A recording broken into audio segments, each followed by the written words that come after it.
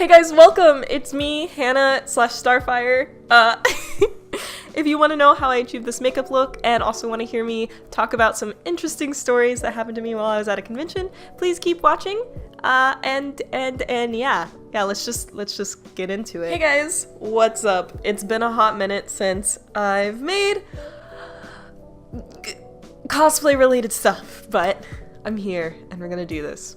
So, for this convention, I am going to be doing this Starfire look. It's by this artist. I don't want to butcher the name, so that's the artist that did that piece. And I wanted to test out the look before I go. So this is sort of a cost test slash get ready with me slash tutorial, kinda. I am priming my face with the Kat Von D Ultra Hydration with the Kat Von D primer. I think there's only one. It's the Kat Von D one. For the most part, my experiences at conventions have been pretty pleasant. I don't run into a lot of negative people at cons, which is great, but there's always a few. I'm using these, I love, these are the unicorn brushes from Forever 21. They're awful. They're really bad, but they work great for costume makeup. I think it's because the brushes are so synthetic-y, so plasticky, that they work great for face paint and stuff like that. I kind of want to start with good stories first.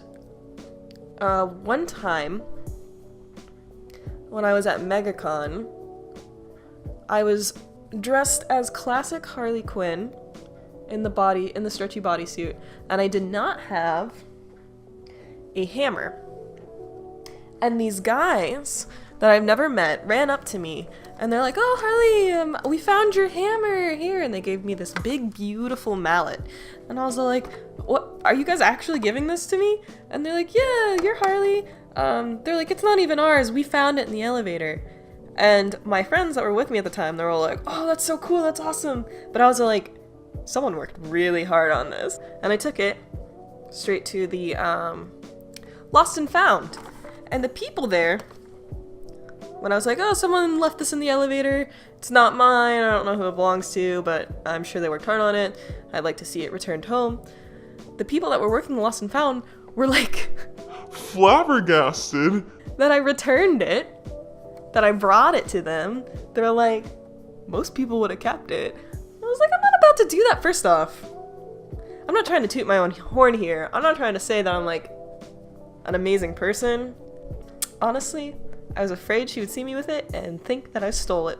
So I was doing it out of fear, mostly. One time when I was at Tokyo and Tulsa, this was back when Diva was sort of new. She had just become a thing. And I was debuting her this weekend, and I was super excited to wear her. And I was in the game room because my friends were about to do an Overwatch tournament, and I was there to cheer them on. And this guy, who was also in the Overwatch competition, turns around and looks at me and goes, "I want to know how much Overwatch you play." And I was like, "Excuse me? What do you think? Are you suggesting that maybe I don't play? Maybe I don't play enough Overwatch to cosplay Diva?" And I was like, "Are you serious, dude? Like, it's 2018. Well, at the time it's 2017. It's like, it's 2017. Girl gamers are not like a new thing. They exist." Wow, I suck at painting my neck. I'm surprised I'm even painting my neck most of the time. My neck is completely photoshopped in my pictures. If you go through my Instagram, all my pictures when I'm in face paint, 99.9% of the time my neck is not painted. And I'm actually not gonna wear this top. She's wearing a pink sweater in the artwork, but I'm going to Fort Worth, Texas in the middle of summer, and your girl is not about to die of a heat stroke. So instead, I opted for this really cute pink short sleeve. It's a crop top. You like tie it up. It's so nice. It's so comfy. I got this off of Amazon and it was only like $10. I am going to be wearing arm socks with this look, but I can't put on makeup when they're on my hands, so I'm not going to even bother putting them on right now. For contour, I'm using, what is this? For contour, I'm using Mahron's Paradise Paint in the color Foxy, which is actually more of a earthy orange, like a brown orange. In the pictures on Amazon, it looks like a bright neon orange, and it's not. But it makes a really good contour color, so that's what we're gonna use it for. This actually makes a wonderful contour color. I love it.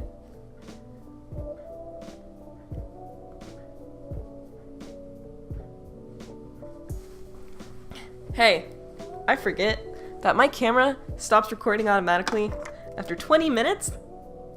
My nose itches. So I probably lost footage there. But anyways, I was starting to talk about this time I worked with a really bad dude, a really bad photographer who's pretty, I mean, he's not a bad photographer, but he's done some things that are questionable in the cosplay community. If you followed me for a hot minute now on Instagram, you already know who I'm talking about. I'm not gonna name drop because I think that's kind of tacky. So this photographer hit me up for MomoCon and he's like, hey, let's work together. And I was like, okay, sure. And then he told me his price range. And I was like, hey, you're a fabulous photographer and you're worth every penny, but I simply can't afford you right now. Good luck, and I hope we can work together in the future. You know, something like that. But he was super pushy about it, and he was like, no, let's work together, you name your price, let's do it, we can make something work. And I know up north it's like normal to kind of barter or haggle or whatever, but I'm not used to it. I'm from the South, and I have no experience in it, so I don't know the proper way to negotiate offers. So when he sent me that message, you know, I was a little uncozy, but I was like, whatever, okay, maybe this is just, you know, this is just how he does business. So I offered him a price. He accepted it. So I was like, okay, cool. We'll work together. When I was like, I'm not sure, you know, you're worth every penny that you're charging, and I don't want to seem like I'm underselling you. I want you to, you know, make money. I don't want you to, you know, lose money on me. I can't afford you. He was like, no, you're so beautiful. You're gorgeous. Let me shoot you. I need to shoot you. I love the character you're cosplaying. I have to shoot the character you're cosplaying. It's so great. It's so amazing. You know, stuff that was like getting borderline flirtatious. And I thought maybe, you know, maybe he's just being overzealous. Maybe he's just really trying to sell me on this shoot. Like he's trying super hard to make money, you know? He's pulling every tactic out of the book. So I was like, okay, fine.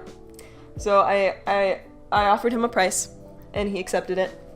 And that was that. I thought everything was good and settled. And this was actually the very first time I had ever shot with a photographer. So I had no experience in the proper. I didn't know that you should research your photographers, you know, Google them, whatever, because then you might not shoot with them. Yeah, there we go. That's much better. What do you think? Okay, so day of the con comes, and it's time to shoot. I had no idea what to expect. I was already a nervous wreck because I never shot with a photographer before. I never modeled as a kid. I didn't have senior pictures taken. I've never worked with a photographer, like, period, at all. So anyways, I'm a nervous wreck, and I find this guy, and I tell him straight up, I was like, I've never worked with a photographer before, I don't really know how to pose or anything, and he's like, no worries, we'll figure it out. So we go to this plot of grass, the little plot of grass in the middle of MomoCon. If you've been, you know what I'm talking about. There's always people on it, super crowded. So I was like, okay, well, you know, if we can make this work, we can make it work. And as we're starting, this guy who's cosplaying the person I'm cosplaying, this other guy is cosplaying her love interest. And then the photographer's like, let's get him to shoot with us. It'll be great. You'll have good pictures. And I'm like, okay, sure. I mean, I've never met this guy, but sure. He comes over and I'm like, hi, I'm Hannah. And, are you cool with this? And he's like, yeah, let's do it. And he was a good sport. I was like, all right, let's do it. So this photographer was all like, can he like wrap your arm around you? And I was like, sure, why not? He's like, can you guys get closer? Like touch your faces together, part your lips, be closer, you're like almost kissing. I'm like, you know what? These are gonna be stunning photos. I'm down. Okay. So I'm like nearly kissing this guy. I feel so bad for him because we had to hold our pose for like a good, like, you know, it always feels longer when you're doing it. So we're holding our pose for a good, it was probably only 3 seconds, but it felt like eternity. And I'm like trying to be super still, which causes me to kind of shake when I lock up and hold my position. I start shaking. Plus I was nervous, so I was already shaking. And this guy's holding me and he's like, oh, I'm making her uncomfortable because I'm shaking. And I'm like, no. I promise you, it's not you. I'm just trying, you know, it was kind of awkward anyways. So we were taking these photos and they ended up being beautiful, and we are like embracing, almost kissing, and it's romantic. They're super romantic, but it was kind of weird. He was like, can you like snake your arm around her and like lift up her shirt a little bit? And I was like, okay. I mean, this wasn't supposed to be like a lewd shoot or risque or anything, but so it kind of like, and plus my shirt was already cropped, and so it was already a short shirt, and it was like crumpled up behind my back. You could see a lot of my skin, which it wasn't that I was uncomfortable, but it was something that wasn't discussed beforehand, and that's what kind of freaked me out a little. The love interest cosplayer was great. He was awesome. He made sure I wasn't uncomfortable. He made sure that he didn't cross any boundaries. He was super sweet. We're still friends. We still talk. So that was that for my interaction with him. But I didn't get my photos back for a long time. We're talking like over a year, which I understand if you need a few months to get your business done, or, you know, whatever, communicate with me, things will be fine.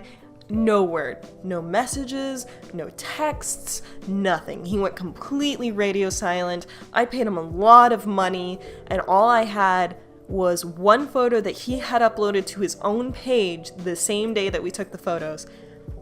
That was it.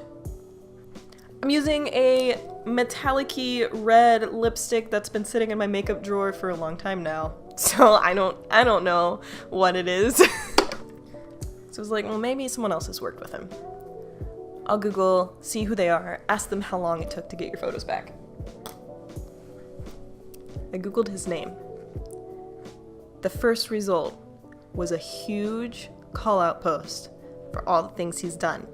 I found out that he was abusive, disgusting, homophobic. There were screenshots of messages of him hitting on underage women, because the things I read were absolutely disgusting and scary and just it made me sick to my stomach. And I was so glad that I had my boyfriend there with me, because you don't know what would happen otherwise if you were in a private setting or what. So needless to say, none of his work is on my Instagram.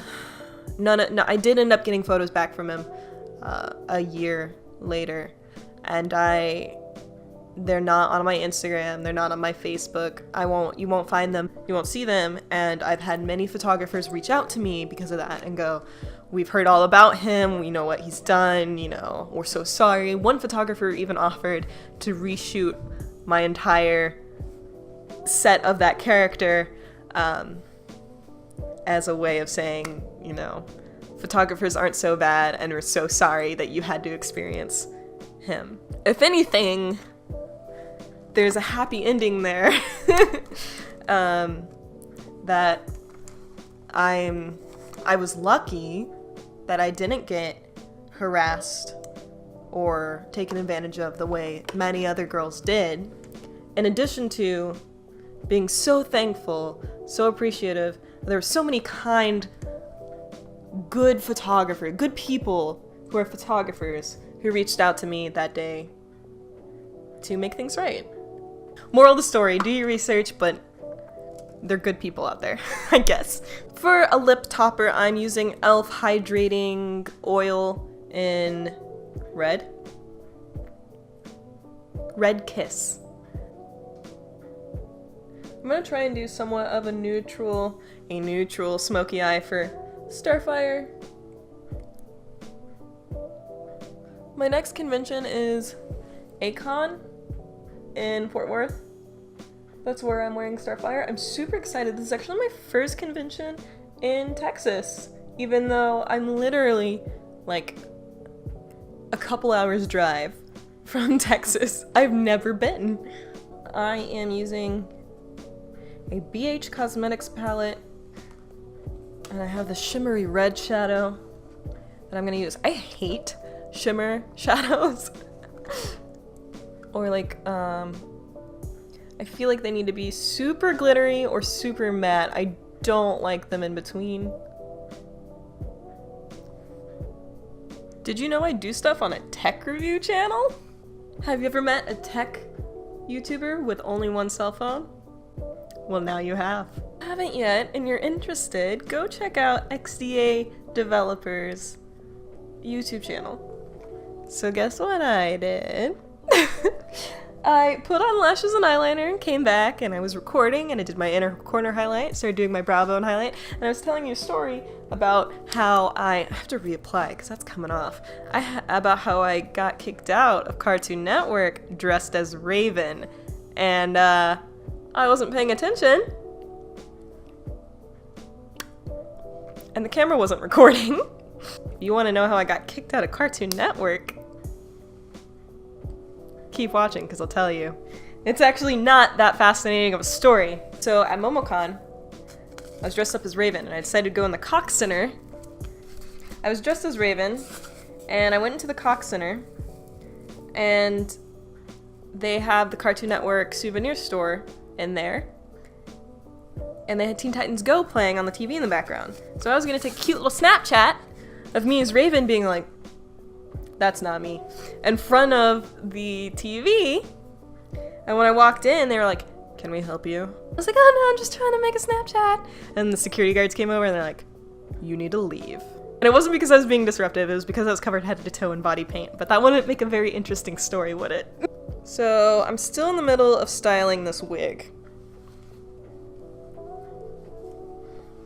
So we'll see. Oh jeez. Thunder, it started raining really hard. Okay, so my wig's on. This is the final look. I will be painting my ears when it comes time, but I just figured I don't need to now, you know? Let me zoom out a little.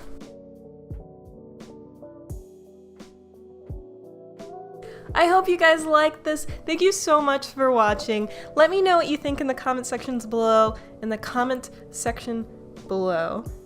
If you have any con horror stories, tell me about them. I want to know. I'll pin my favorite story. How about that? All of my links are down below. My Facebook, Instagram, all that jazz is in the description below. Will I see you guys at a con? If so, please tell me. I want to meet up. I want to hang out. I want to make friends. There's a hair in my mouth. I think this is such a cute look for Starfire. I'm so excited to cosplay her. When I cosplayed Raven, first off, I didn't think I was going to cosplay Raven ever. I thought if I was going to do a Teen Titan, it would be Terra or maybe Beast Boy. And then I just fell in love with the girls. The ladies of the Teen Titans are so precious in their own unique way, especially Starfire. I adore her, and I think I'm going to have so much fun cosplaying her. If I can get the wig hair out of my mouth! Thank you guys so much for tuning in. Like always, I will see you in the next video. Bye!